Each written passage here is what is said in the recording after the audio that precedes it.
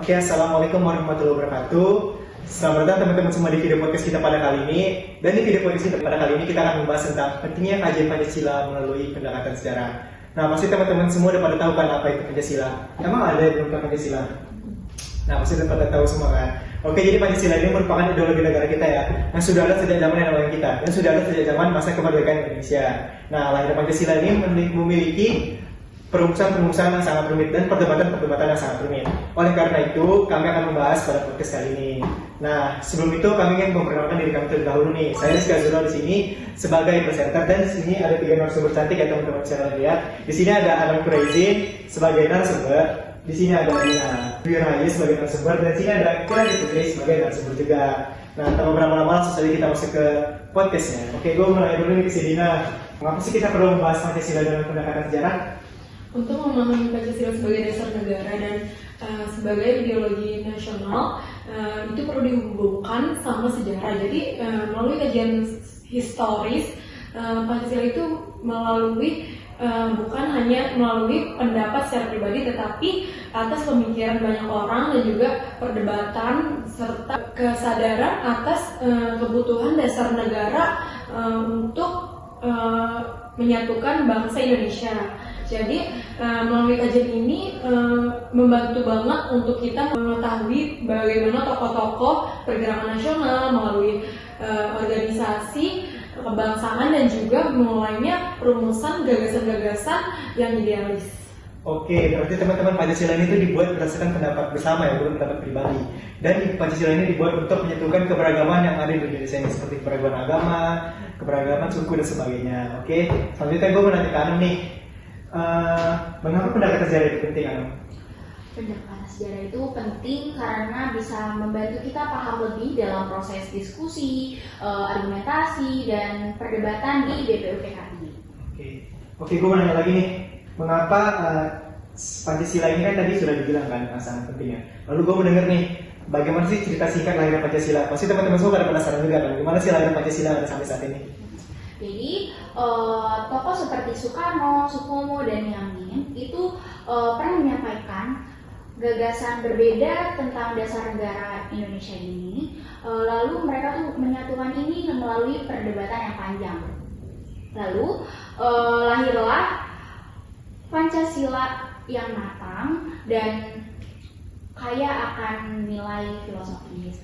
Pada tahun 1945 di sidang BPUPKI, Soekarno mengusulkan Pancasila sebagai dasar negara dengan 5 dasar negara. Lalu Muhammad Yamin juga mengusulkan hal yang sama. Tetapi Supomo tuh menentang itu, bukan menentang sih. Dia tuh lebih ke mempunyai hal yang berbeda, yaitu pendekatan liberalistik, agar pendekatan kesatuan bangsa Indonesia.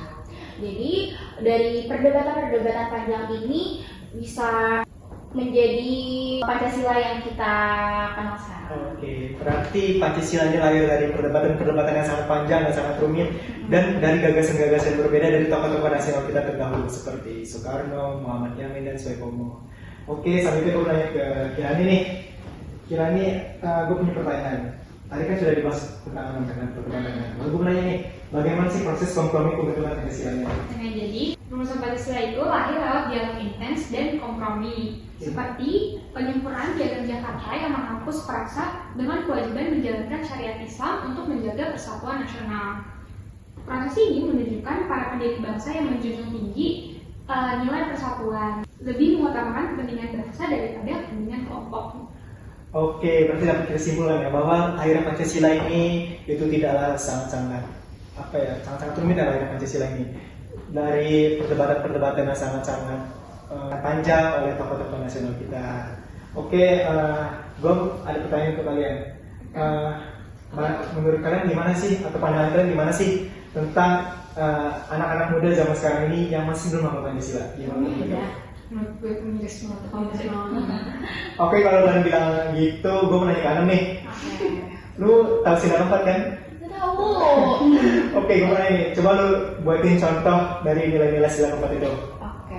Jadi kalau nilai keempat itu, kalau misalnya di masyarakat itu contohnya seperti pemilihan ketua RT, ketua RW, terus kalau misalnya lingkungan di sekolah itu ketua OSIS, terus juga bisa jadi pemilihan struktur di ekstrakurikuler. Oke, bisa juga lah ternyata ya. Insya Allah. Kalau kiranya sama Dina tahu kan? Tahu dong.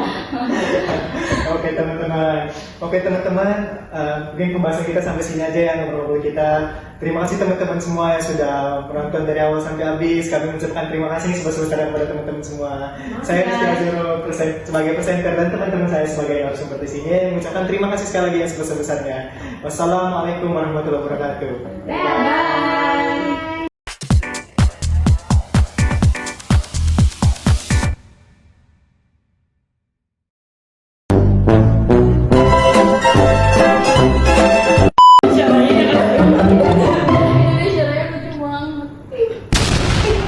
Oke, lama ya. Dalam melalui pendekatan sejarah. Nah, masih teman-teman semua